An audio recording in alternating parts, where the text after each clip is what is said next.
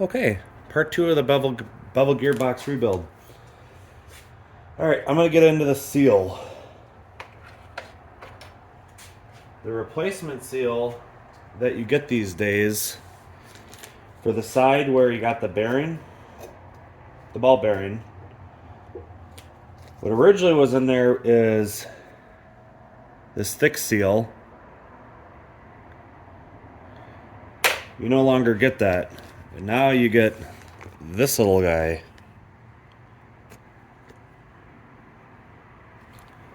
Problem. The overall thickness is much different. So, if you look at the original seal, grab my pointer. See how thick the sidewall? Okay, here we go. Now I'm in the camera. See how thick this sidewall is right here? Look at that compared to the sidewall on this.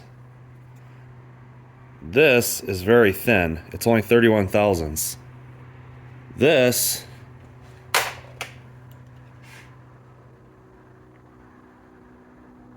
$80 thousandths. This is designed to support this. So the bearing pushes against this guy, which then pushes against the shims, and then that's supported by that outside plate.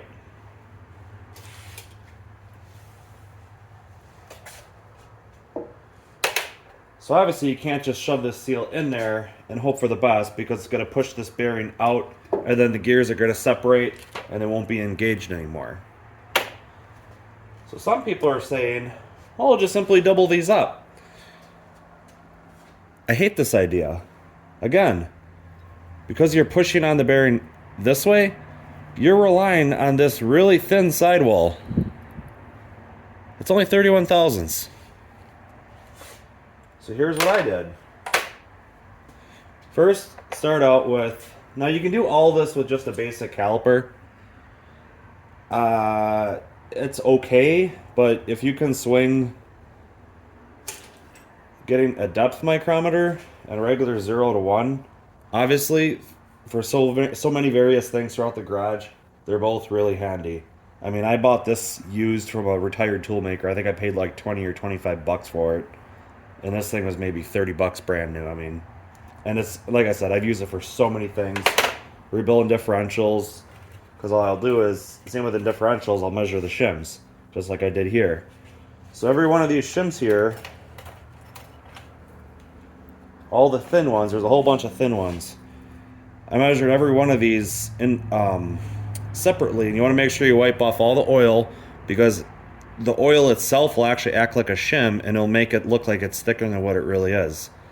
These guys were all exactly 5 thousandths each. And then you have one thick one, which is a 50 thousandths shim. Out of the 3 bevel gearboxes I've had apart, this has been kind of the trend as you get like, I don't know, 6, 7, 8, whatever of the 5,000 shims, and then one thick 50 thou shim. Well, instead of putting the load on the sidewall, let's change things up. This face here, let's just use the seal as a shim.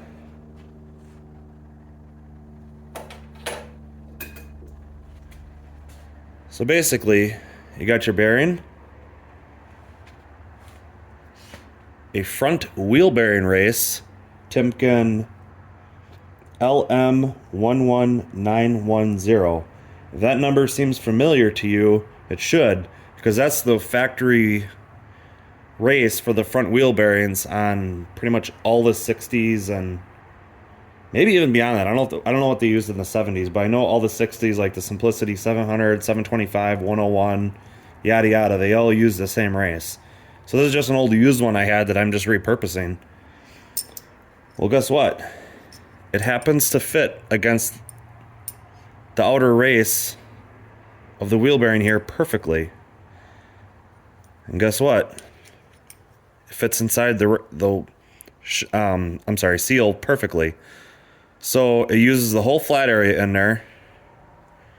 Use this huge flat area here.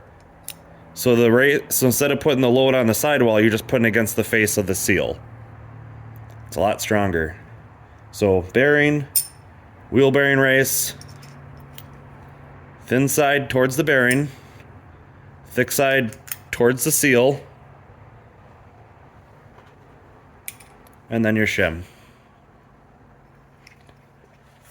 So just so you know how I came to that, first put your wheel bearing in, or I keep saying wheel bearing, sorry. Put your ball bearing in, depth bike it down to the outer race,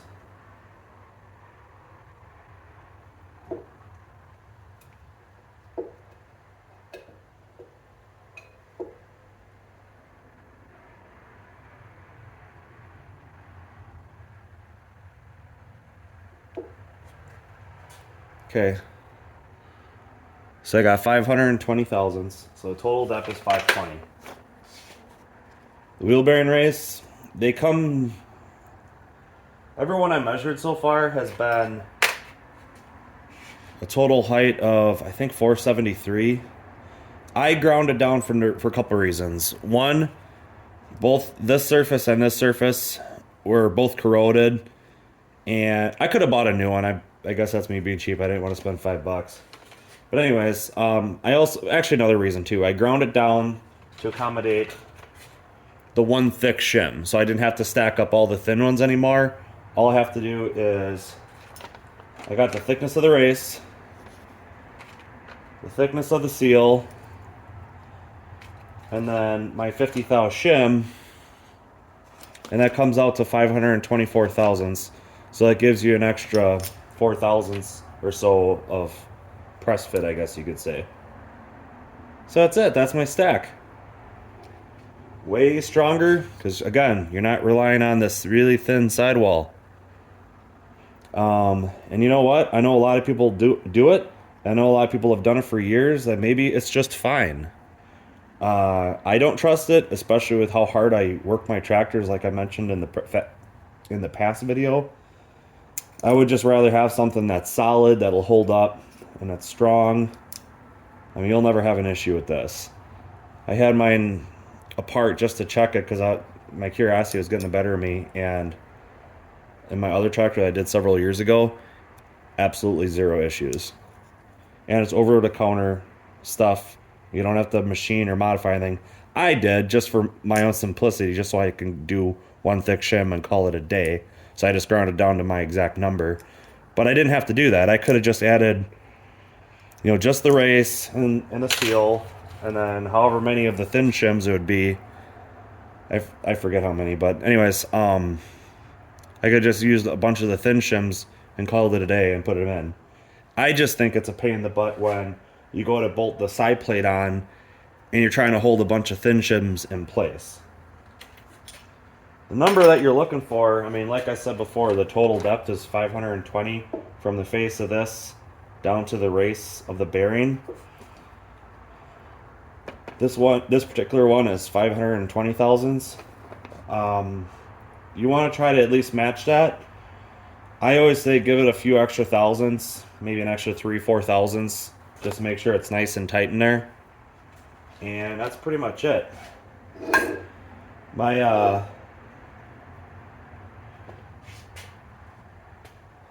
I was absolutely baffled by that, because rebuilding differentials, you're always supposed to, shim accordingly so that you have the right amount of backlash for the teeth mesh, but that's not the case with these things. You just go until they're tight, just take up whatever space this is, and you stop there, and it should be correct, because when you're moving each shaft, the gears should just have just a little bit of backlash, little to no backlash pretty much, and that's what you're after. If you have a lot of wobble between teeth, there's something going on there. Well, hopefully that helps. Right now I'm still waiting on a couple parts, but I figure I'd get into the seal thing with you just so you can see what the story is, because if you read up on the forums, this has been an ongoing problem for a long time.